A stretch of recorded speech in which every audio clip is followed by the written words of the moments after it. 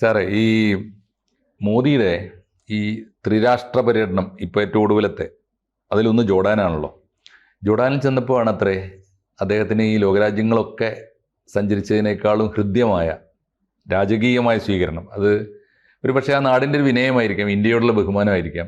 അവിടുത്തെ ഈ യുവരാജാവ് തന്നെ വന്ന് എന്ന് പറഞ്ഞാൽ കിരീടാവകാശി തന്നെ വന്ന് സ്വന്തം വണ്ടിയിൽ സ്വന്തമായി ഓടിച്ച് ഇന്ത്യൻ പ്രധാനമന്ത്രിയുടെ ഡ്രൈവറായിട്ട് പ്രവർത്തിച്ചൊരു അനുഭവം ഉണ്ടായി. കാണുമ്പോൾ നമുക്കൊക്കെ തന്നെ ഒരു വല്ലാത്ത അഭിമാനമുണ്ട് ഇന്ത്യയെക്കുറിച്ച്. ഈ ജോർഡാനോട് അല്ലെങ്കിൽ ജോർഡാൻ എന്ന രാജ്യത്തിന് ഇന്ത്യയോട് ഇത്ര ബഹുമാനം, ഇന്ത്യയും ജോർഡാനും തമ്മിലുള്ള ആത്മബന്ധത്തിൻ്റെ മറ്റു ചില കഥകളും ഇതിന് അനുബന്ധമായിട്ട് കേൾക്കുന്നുണ്ടല്ലോ. ഒരു രാജകുമാരി അല്ലെങ്കിൽ ഒരു ജോർഡാനിലെ ഈ ഇതിനു മുമ്പത്തെ കിരീടാവകാശിയുടെ ഭാര്യ ഇന്ത്യക്കാരി ആണ്, ഇപ്പോഴും ഉണ്ട്. അപ്പോൾ ഈ നേരത്തെ ഈ സ്വന്തം കാറിൽ കിരീടാവകാശി ഡ്രൈവ് ചെയ്തു എന്ന് പറഞ്ഞില്ലേ, അതിപ്പോൾ മൊത്തത്തിൽ നയതന്ത്രത്തിൻ്റെ ഭാഗമായിട്ടുണ്ട്. കാരണം പിന്നീട് മോദി പോയ ഇത്യോപ്യൻ പ്രധാനമന്ത്രി അബി മുഹമ്മദ് അദ്ദേഹത്തിൻ്റെ കാറിൽ അദ്ദേഹം തന്നെ ഡ്രൈവ് ചെയ്ത് മോദിയെ കൊണ്ടുപോയി ഹോട്ടലിലാക്കി. ഇനി ഈ ജോർദാനിലെ കഥയിലേക്ക് വന്നാൽ, ഇന്ത്യയിൽ ജനിച്ച സർവത്ത് ഇക്രമുള്ള ആയിരുന്നു ഈ കിരീടാവകാശിയുടെ ഭാര്യ. കിരീടാവകാശി ആയിരുന്ന മുൻ കിരീടാവകാശിയുടെ ഭാര്യ. വിഭജനത്തിന് ഏതാനും ആഴ്ച മുമ്പ് മാത്രം കൊൽക്കത്തയിൽ ജനിച്ച ആളാണ്. സുഹ്രവർദി കുടുംബത്തിൽ ജനിച്ച ആളാണ് സർവത്ത് ഇക്രമുള്ള. സുഹ്രവർദി എന്ന് പറയുമ്പോൾ ഷഹീദ് സുഹ്രവർദി അവിടെ മുഖ്യമന്ത്രിയായിരുന്നു. അത് കഴിഞ്ഞ് പാകിസ്ഥാനിൽ അദ്ദേഹം പ്രധാനമന്ത്രിയും ഒക്കെ ആയിരുന്നു ഷഹീദ് സുഹ്രവർദി. അപ്പോൾ ഇന്ത്യയും ഈ ജോർദാനിലെ ഹാഷിമൈറ്റ് രാജവംശവും തമ്മിൽ അങ്ങനൊരു ബന്ധം തന്നെ, സുദൃഢമായ ബന്ധം തന്നെ കിടപ്പുണ്ട്. അപ്പോൾ മോദി ഇവരുമൊക്കെ താമസിക്കുന്ന അമ്മാനിലെ അൽ ഹുസൈനിയ കൊട്ടാരത്തിൽ ആണ് ചർച്ചയൊക്കെ നടത്തിയത്. സംസാരിക്കുന്നതിൻ്റെ ഇടയ്ക്ക് പറഞ്ഞോട്ടെ, ഞാൻ ജോർദാനിൽ പോയിട്ടുണ്ട്. അപ്പോൾ മോദി അമ്മാനിലെ അൽ ഹുസൈനിയ കൊട്ടാരത്തിൽ ആണ് ചർച്ചയൊക്കെ നടത്തിയത്. 1947 കൊൽക്കത്തയിൽ സർവത്ത് ഇക്രമുള്ള ജനിച്ചത്, കിരീടാവകാശിയുടെ ഭാര്യ. അവര് സർവത്ത് എൽ ഹസൻ രാജകുമാരി ആയിട്ട് പിന്നീട് മാറി. കാരണം ഈ കിരീടാവകാശിയെ വിവാഹം ചെയ്യുമ്പോൾ രാജകുമാരി ആവുകയാണല്ലോ. സുഹ്രവർദി കുടുംബം എന്ന് പറയുന്നത് വലിയ പ്രബലമായ കുടുംബമാണ് കൊൽക്കത്തയിലെ. ഈ സർവത്തിൻ്റെ ബാപ്പ മുഹമ്മദ് ഇക്രമുള്ള ICS കാരനായിരുന്നു, ഇന്ത്യൻ സിവിൽ സർവീസ്. ബ്രിട്ടീഷുകാരുടെ കാലത്തെ ഇന്ത്യൻ സിവിൽ സർവീസിൽ ഉണ്ടായിരുന്ന ആളാണ്. മാത്രമല്ല പിന്നീട് പാകിസ്ഥാനൊക്കെ ഉണ്ടായപ്പോൾ വിഭജനത്തിന് ശേഷം പാകിസ്ഥാന്റെ വിദേശകാര്യ സെക്രട്ടറി ആയിരുന്നു അദ്ദേഹം, ബാപ്പ. അപ്പൊ ഈ വിവാഹം നടന്നത് പാകിസ്ഥാനിലാണോ? അതിലേക്ക് പറയാം, അത് കറാച്ചിയിലാണ് നടന്നത്. അപ്പൊ പറയാം. ആദ്യ പാക് വിദേശകാര്യ സെക്രട്ടറി ആയിരുന്നു അദ്ദേഹം. ഉമ്മ ഷൈസ്ത സുഹ്രവർദി ഇക്രമുള്ള എന്ന് പറഞ്ഞാൽ ഉമ്മയാണ് ശരിക്കും സുഹ്രവർദി കുടുംബത്തിൽ നിന്നുള്ള ആള്. ഷൈസ്ത സുഹ്രവർദി ഇക്രമുള്ള പാകിസ്ഥാനിലെ ആദ്യ MP-മാരിൽ ഒരാളാണ്. മൊറോക്കോയിൽ അവർ സ്ഥാനപതിയുമായിരുന്നു ഉമ്മ.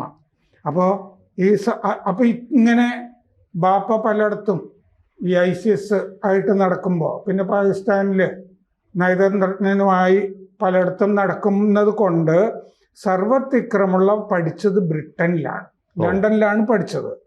ബാപ്പ യൂറോപ്പിൽ സഞ്ചരിക്കുന്നതുകൊണ്ടും സൗത്ത് ഏഷ്യ മുഴുവൻ സഞ്ചരിക്കുന്നതുകൊണ്ടുമാണ് ലണ്ടനിൽ സർവത്ത് പഠിക്കുന്നത്. അപ്പോൾ ജോർദാനിലെ ഹസൻ ബിൻ തലാലിനെ, ജോർദാൻ രാജകുടുംബത്തിലെ ഹസൻ ബിൻ തലാലിനെ സർവത്ത് ഇക്രമുള്ള കാണുന്നത് ലണ്ടനിൽ വെച്ചിട്ടാണ്. അങ്ങനെ നയതന്ത്ര വിരുന്നുകളിൽ ഒക്കെ വെച്ചിട്ട്, നയതന്ത്ര രംഗത്ത് വെച്ചിട്ടുള്ള അടുപ്പമാണ് ആ നിക്കാഹിൽ കലാശിക്കുന്നത്. ഈ കലാശിക്കുക എന്ന് പറഞ്ഞാൽ ചിലപ്പോൾ എന്തോ ഒരു നെഗറ്റീവ് മീനിങ് ഉണ്ട് എന്ന് തോന്നുന്നു. അപ്പൊ അതുകൊണ്ട് ആ നിക്കാഹിൽ എത്തിയത്. അപ്പോൾ 1968 ഓഗസ്റ്റ് 28 നിക്കാഹ് കറാച്ചിയിൽ വെച്ചിട്ട്. അപ്പോൾ പാകിസ്ഥാൻ, ജോർദാൻ, പടിഞ്ഞാറൻ രാജ്യങ്ങൾ, ഇതെല്ലാം എല്ലാത്തിൻ്റെ ഒരു മിശ്രിതം പോലെയാണ് ഈ നിക്കാഹ് നടന്നത്. കാരണം ഒരുപാട് നയതന്ത്രജ്ഞരും ഒക്കെ പങ്കെടുക്കുന്ന ഇതായതുകൊണ്ട് അങ്ങനെയാണ് അത് നടന്നത്. അമ്മാനിലാണ് അവർ താമസം. 4 മക്കളാണ് അവർക്ക്. റഹ്മ, സുമയ്യ, ബദിയ, റഷീദ് എന്ന് പറഞ്ഞത് ആൺകുട്ടി, 3 പെൺകുട്ടികൾ. 1968 മുതൽ 1999 വരെ അവർ ഇളയ റാണിയായിരുന്നു. എന്ന് പറഞ്ഞാൽ കിരീടാവകാശിയുടെ ഭാര്യയായിരുന്നു.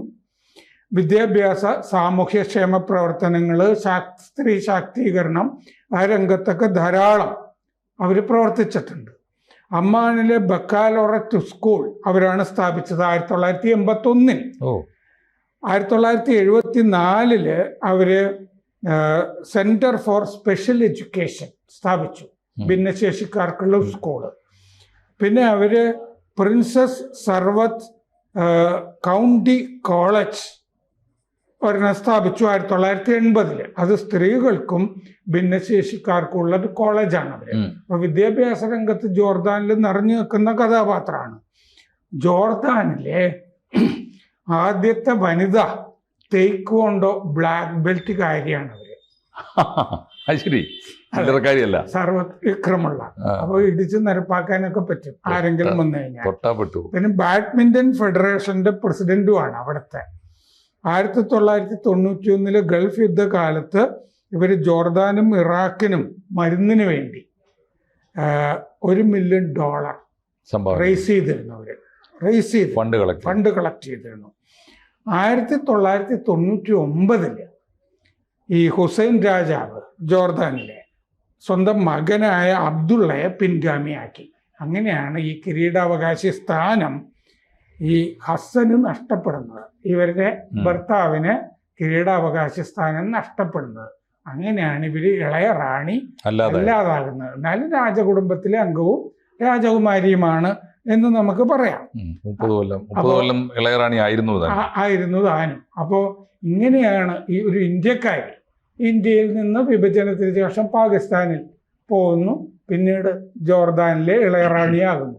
അപ്പൊ ജോർദാനിലെ രാജകുടുംബത്തിന് ഇത് തീർച്ചയായിട്ടും ഈ വേരുകളൊക്കെ കൃത്യമായിട്ടും അറിയാമല്ലോ. അപ്പൊ അങ്ങനെ ഒരു ബന്ധം കൂടി ഇതിൽ ശ്രദ്ധിക്കേണ്ടതാണല്ലേ. അതുകൂടി ചേർത്ത് ഓർക്കേണ്ടതാണ്. നമ്മള് 47 പിറന്നു എന്ന് പറഞ്ഞാൽ 78 വയസ്സുണ്ടാവും. ഇപ്പൊ അവരുണ്ടോ? ജീവിച്ചിരിപ്പുണ്ടോ? ഇപ്പോഴും ഉണ്ടല്ലേ? അത് വലിയ ഭാഗ്യം എന്തായാലും ആരോഗ്യത്തോടെ ഉണ്ട് എന്നുള്ളത്. പിന്നെ ഇതിലൊരു നമുക്ക് കൗതുകമുള്ളൊരു കാര്യം എന്താ വെച്ചാൽ, അന്നത്തെ ഈ വിഭജനത്തിന് മുമ്പുള്ള 3 കൊല്ലം മുമ്പേ ജനിച്ചു. മോദി 1950 അപ്പോൾ ഇതിൽ വേറൊരു എനിക്ക് കേട്ട് കഴിഞ്ഞപ്പോൾ തോന്നിയ ഒരു കൗതുകം എന്താണെന്ന് വെച്ചാൽ, ഈ വിഭജനത്തിന് മുമ്പുള്ള മുസ്ലിങ്ങൾ, പ്രത്യേകിച്ച് പിൽക്കാലത്ത് ഈ തറവാടികളായ സാമാന്യം സാമ്പത്തിക ശേഷിയുള്ള ഉന്നത കുലജാതരായ എല്ലാവരും പാകിസ്ഥാനിലേക്ക് പോയല്ലോ. അവരൊക്കെ ഹൈലി എഡ്യൂക്കേറ്റഡ് ആണ് പലരും, അല്ലേ?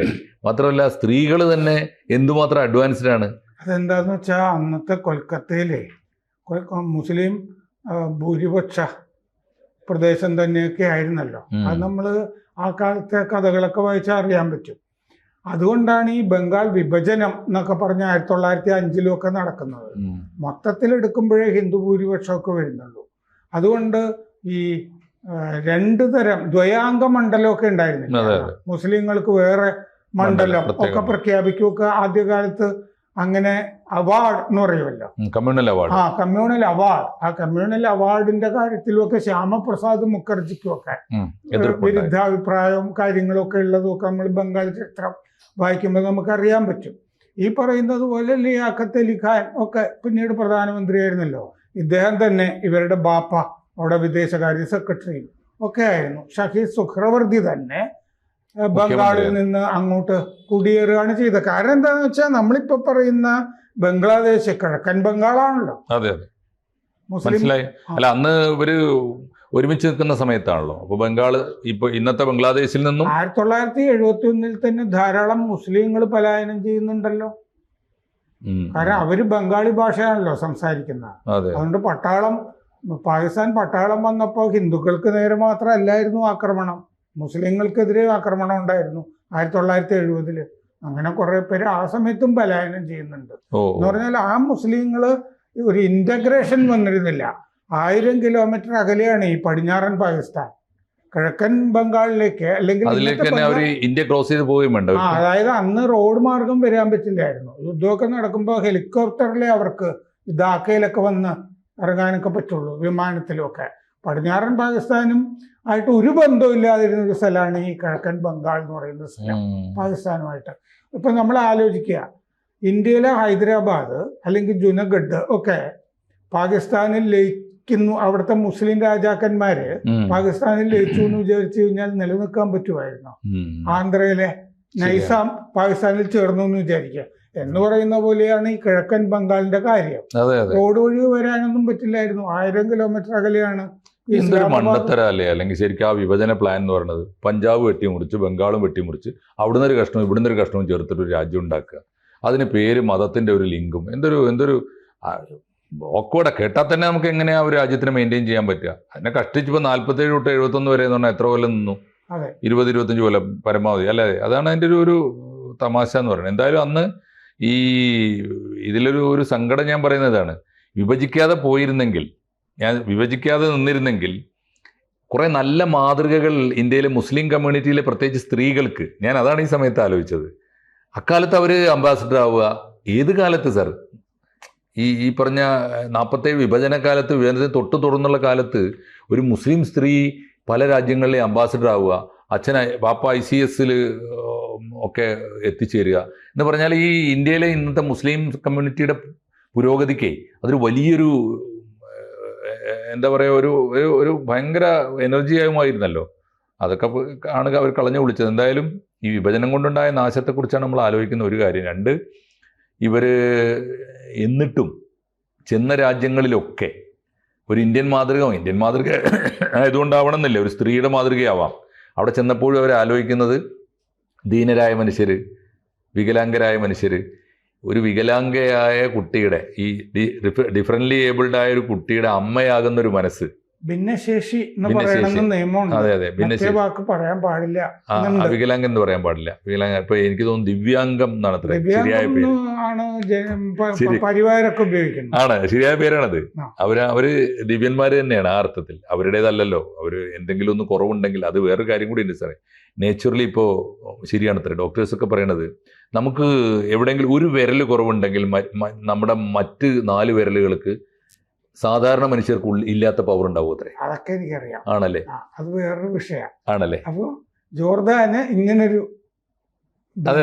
അപ്പൊ ഞാൻ പറഞ്ഞ അത്രേ ഉള്ളൂ. അപ്പൊ ഞാൻ പറഞ്ഞ എന്തായാലും അവര് ഒരു ഇന്ത്യൻ മാതൃക ആ അർത്ഥത്തില്, ഞാൻ പെർട്ടിക്കുലർലി ഇന്ത്യൻ കമ്മ്യൂണിറ്റിക്ക്, ഇന്ത്യയിലെ മുസ്ലിം കമ്മ്യൂണിറ്റിക്ക് വലിയ മാതൃക ഊർജ്ജമാകുമായിരുന്ന ഒരാൾ പോയി കഴിഞ്ഞിട്ടും അവർ ലോകത്തിന് നല്ല ഇന്ത്യൻ മാതൃക കാണിച്ചു എന്നത് ഒരു വലിയ സന്തോഷം തന്നെയാണ്. ഏതായാലും മോദിയെ അവർ വരവേൽക്കുമ്പോൾ ഒരുപക്ഷെ ഞങ്ങളുടെ ഒരു ബന്ധു വീട്ടിൽ നിന്നൊരാൾ വന്നതിൻ്റെ ഒരു അടുപ്പം അവർ കാണിക്കുന്നു അല്ലേ എന്ന് വേണം കരുതാൻ. എന്തായാലും സന്തോഷമുള്ള കാഴ്ചയാണ് നമ്മൾ കാണുന്നത്.